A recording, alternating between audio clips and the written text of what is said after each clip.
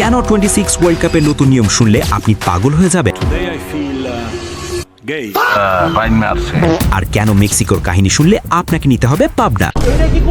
এবারের ওয়ার্ল্ড কাপে করা হয়েছে সব অদ্ভুত নিয়ম, কিন্তু তার আগে মেক্সিকোতে কেন মানুষ ভাঙচুর করছে দেখি। 26 ওয়ার্ল্ড কাপের শুরু থেকেই আমেরিকা অদ্ভুত কথাবার্তা আর কাজকর্ম করে গেছে, যা নিয়ে আমরা সবাই হাসি ঠাট্টা করেছি। কিন্তু একদম শেষ সময় মেক্সিকোর মানুষ ভাবল তারা তো কিছু করলো না, তাই তারা বড় এক আন্দোলন নামাচ্ছে, যেন ওয়ার্ল্ড কাপের ওপেনিং ম্যাচ যেটা মেক্সিকোতে হওয়ার কথা সেটা যেন কোনোভাবেই না হয়। মেক্সিকোর মানুষ এখন পর্যন্ত এয়ারপোর্টের ব্রিজ ভেঙে ফেলেছে, যেই ব্রিজ দিয়ে এয়ারপোর্ট এক্সিট করতে হয়। ওয়ার্ল্ড কাপের জন্য যত ডেকোরেশন করা হয়েছিল সব ভেঙে ফেলেছে। মেক্সিকো সিটি ইন্টারন্যাশনাল এয়ারপোর্ট এর অনেক উন্নয়নের কাজ এই আন্দোলনের জন্য সম্ভব হচ্ছে না, আর সেই আন্দোলনকারী যারা ওয়ার্ল্ড কাপের ওপেনিং শুরু হতে দিবে না তাদের থামানোর জন্য 1 লাখ পুলিশ রেডি রেখেছে। কিন্তু কেন তারা আন্দোলন করছে? কারণ বছরের পর বছর সরকার চাকরিজীবী শিক্ষক সহ অন্য পেশার লোকদের ঠিকভাবে বেতন দিচ্ছে না। তারা অনেকবার এই নিয়ে আন্দোলন করলেও যখন কাজ হয়নি তখন তারা ওয়ার্ল্ড কাপকে বেছে নিয়েছে, কারণ পুরো বিশ্ব এখন মেক্সিকোর দিকে ফুটবলের জন্য তাকিয়ে আছে। মেক্সিকোতে এই অবস্থা হলেও যারা ওয়ার্ল্ড কাপ দেখতে এই 3 দেশে যাবে তাদের জন্য ফিফা 35 পেজের নিয়ম কানুন লিখে বই ধরিয়ে দিয়েছে।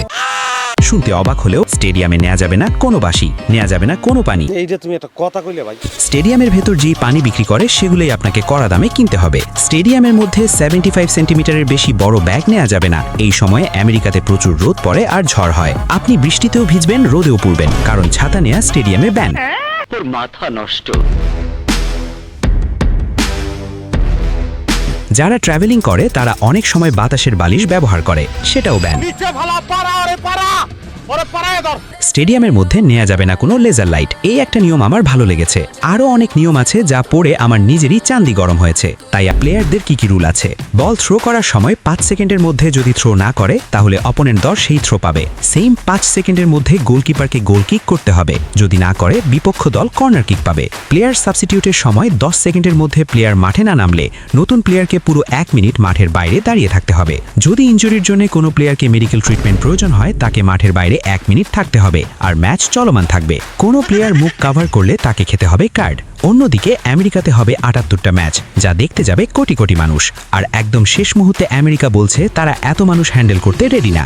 এইটা আমরা জানতাম, কারণ এতদিন আমেরিকা বলতো তাদের NFL ওয়ার্ল্ড কাপের থেকে অনেক বড়। What's bigger, the Super Bowl or the World Cup final? Super Bowl. Super Bowl? Yeah, NFL's the best. সুটিয়ে লাল করে দেবো না। of course the Super Bowl. Super Bowl. You know, the fan base is bigger. Super Bowl. Why? Well, because I live in America. আর এখন যেই পরিমাণে মানুষ ভিসার জন্য apply করেছে সেটা দেখে আমেরিকার পাম বের হয়ে গেছে। এত মানুষের সিকিউরিটি দিতেও তারা আছে চাপের মধ্যে। অন্যদিকে কানাডার বাজেট শেষ। কানাডাতে মাত্র 13টা ম্যাচ খেলা হবে, তাতেই কানাডা কানা মানুষের মতো অন্ধ হয়ে গেছে। বলো কি, তুমি সত্যি বলছো? স্টেডিয়ামের অবস্থা এতই করুণ যে চিকন স্টিল দিয়ে মানুষ বসার জায়গা বানিয়েছে। ঠিকমতো প্রপার স্টেডিয়াম বানানোর টাকাও তাদের নেই। এই হচ্ছে একটা ফার্স্ট ক্লাস দেশের অবস্থা। সরকার থেকে যেহেতু টাকা শর্ট পড়েছে, এই কস্ট এখন বাহির দেশের মানুষেরা যারা কানাডা যাবে ম্যাচ দেখতে তাদের উপর উঠিয়ে দিবে। আর টাকার অভাব তো হবেই, তারা সিকিউরিটির জন্য ফাইটার জেট উড়াবে, তাও আবার মিসাইল লাগিয়ে। কেন ভাই, আপনাদের কি দেশে রাস্তা নাই? পুলিশ কি রাস্তায় নামানো যায় না? তাদের অবস্থা এখন উপরে ফিটফাট, নিচে সদরঘাট। এত বছর দেশের পর দেশ ওয়ার্ল্ড কাপের আয়োজন করেছে, তাদের কিছু হয়নি। আর মজার বিষয়, আজ সেই ফার্স্ট ক্লাস কান্ট্রি এখন মারা খেয়ে বসে আছে। জাস্ট ইমাজিন করো, পুরো টুর্নামেন্ট একটা দেশ হোস্ট করতে গেলে তো এদের ইকোনমি পঙ্গু হয়ে যাবে। No, get those lights off.